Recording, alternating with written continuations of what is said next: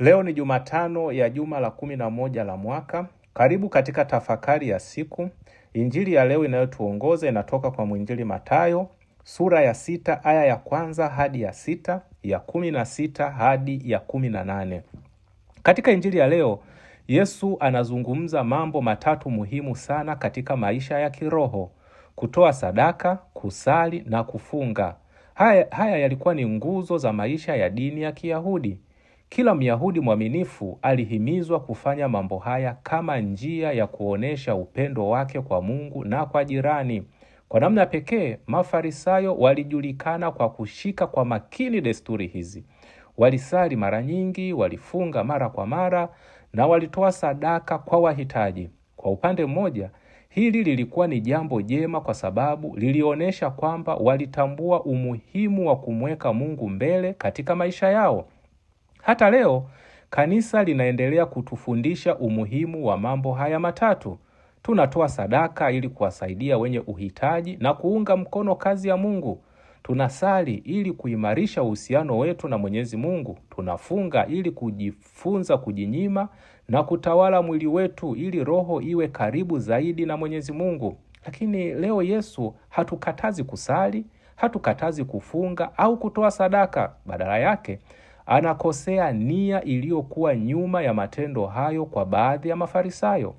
Tatizo lao halikuwa matendo yenyewe, bali lilikuwa moyo wao. Walifanya mambo haya ili waonekane kuwa watakatifu mbele za watu. Walipenda kusifiwa, kupongezwa na kuheshimiwa. Walitaka macho ya watu yawe juu yao na sio juu ya Mwenyezi Mungu. Ndiyo maana Yesu anawaambia, wamekwisha kupata thawabu yao. Thawabu walioitafuta ilikuwa kusifiwa na watu, na ndiyo walioipata, lakini hawakutafuta utukufu wa Mwenyezi Mungu. Hili ni fundisho muhimu hata kwetu leo. Tunaweza kuingia katika mtego huo huo. Tunaweza kusali, kuhudhuria misa, kufanya huduma kanisani, au kuwasaidia maskini, lakini ndani ya mioyo yetu tukawa tunatafuta pongezi za watu. Tunaweza kutaka watu waone jinsi tulivyo waamini wazuri badala ya kumfanya Mungu aonekane. Hata hivyo, hapa kuna jambo muhimu la kuelewa. Yesu hakatazi matendo yetu mema yaonekane na watu. Hapana.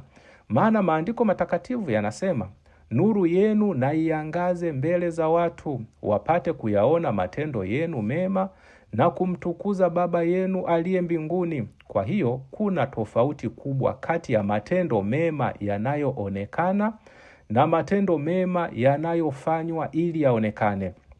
Matendo mema yanayoonekana yanaelekeza watu kwa Mungu, lakini matendo mema yanayofanywa ili yaonekane yanaelekeza watu kwetu wenyewe. Tunaitwa kuwa chumvi ya dunia na nuru ya ulimwengu. Chumvi ikikaa ndani ya chupa haisaidii chakula.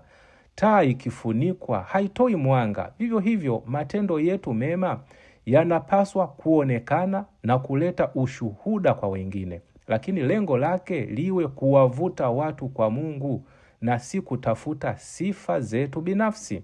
Kuna msemo mmoja unasema, wakati watu wanakusifu kwa jambo jema ulilofanya, hakikisha sifa hizo zinapita kwako na kumfikia Mwenyezi Mungu. Huo ndio moyo ambao Yesu anatufundisha leo. Ndugu zangu, tunapoendelea kusali, kufunga na kutoa sadaka, tujiulize, je, ninatafuta utukufu wa Mungu au utukufu wangu? Je, ninataka watu wamuone Kristo ndani yangu au wanione mimi? Basi tumwombe Bwana atupe moyo safi, ili sala zetu, sadaka zetu na kufunga kwetu viwe sadaka inayompendeza Mungu, na matendo yetu mema yawe mwanga unaowaongoza wengine kwa Kristo, si jukwaa la kujitafutia sifa. Kubariki na kukulinda Mungu Mwenyezi, Baba na Mwana na Roho Mtakatifu. Amina.